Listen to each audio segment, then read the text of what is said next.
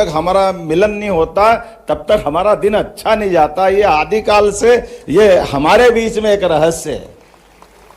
जाने अनजाने हम इससे अपने आप को पता नहीं कैसे भूल जाते हैं। हमें और आनंद तब आता है जब उल्कापात के माध्यम से जीवन अमर नहीं है, ये नश्वर है, और नश्वर होने के पहले की पृथ्वी की भूगर्भीय घटनाओं की जानकारी हमको अपनी अलग अलग काल तक पहुंचाती है।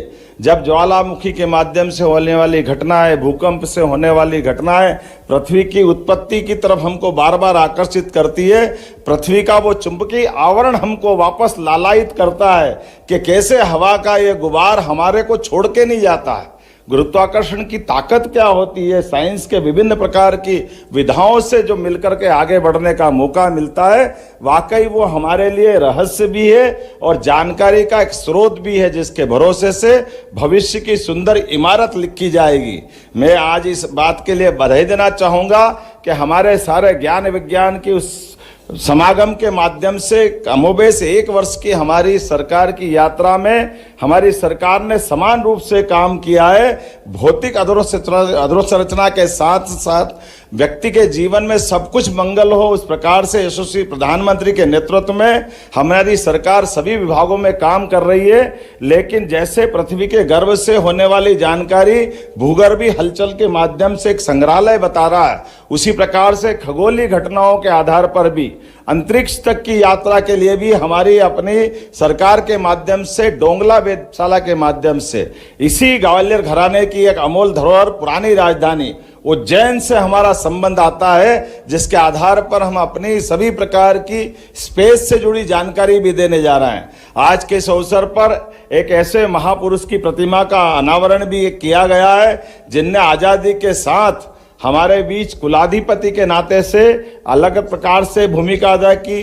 वो यहाँ के कुलाधिपति रहे, बनारस के रहे, और शिवाजी महाराज के माध्यम से सिंधिया घराने की उस गौरवशाली परंपरा के वो वाहक भी रहे, जिसके माध्यम से कला, संस्कृति, इतिहास के साथ साथ गौरवशाली अतीत से भी वो परिचय कराते हैं। ऐसे में शिवाजी विश्वविद्यालय के कैंपस में उनका प्रतिमा का अनावरण हमारे सबके लिए एक अलग प्रकार के एक पाथे का काम भी करेगा, और आपकी मौजूदगी से हमारी हिम्मत भी बढ़ेगी। और आज के युग में नई शिक्षा नीति 2020 के बलबूते पर जब ज्ञान विज्ञान के इस दायरे में हमारी परंपरागत संकायों की सीमाएं टूटी है, बीए, बीकॉम, बीएससी की परंपरागत सीमाओं को तोड़ करके ज्ञान के लिए आयु का संबंध भी खत्म हुआ है।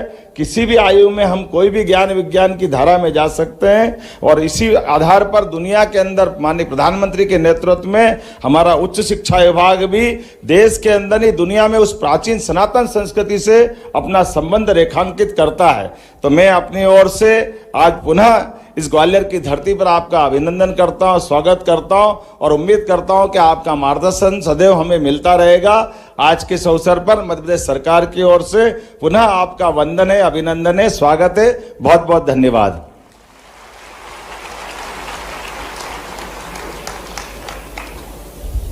आपके प्रेरक और आशीर्वचनों के लिए बहुत बहुत धन्यवाद माननीय मुख्यमंत्री जी। हम सब जिनकी उपस्थिति से अत्यंत अभिभूत हैं, उत्साहित हैं, मैं ऐसे सुस्पष्ट, सुदृढ़ व्यक्तित्व भारत के माननीय उपराष्ट्रपति जी श्री जगदीप धनखड़ जी से विनम्र अनुरोध करूंगा अपने मार्गदर्शन और उद्बोधन के लिए।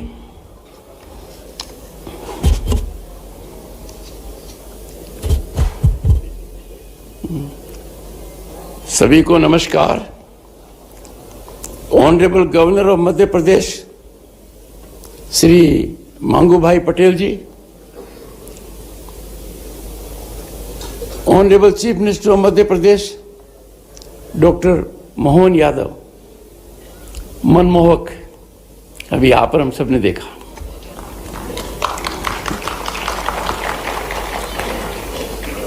श्री ज्योतिरादित्य सिंधिया जी,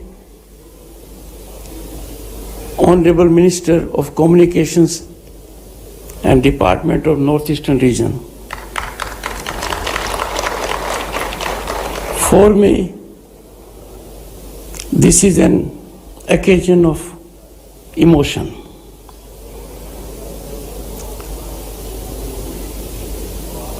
आज का दिन मैं कभी नहीं भूलूंगा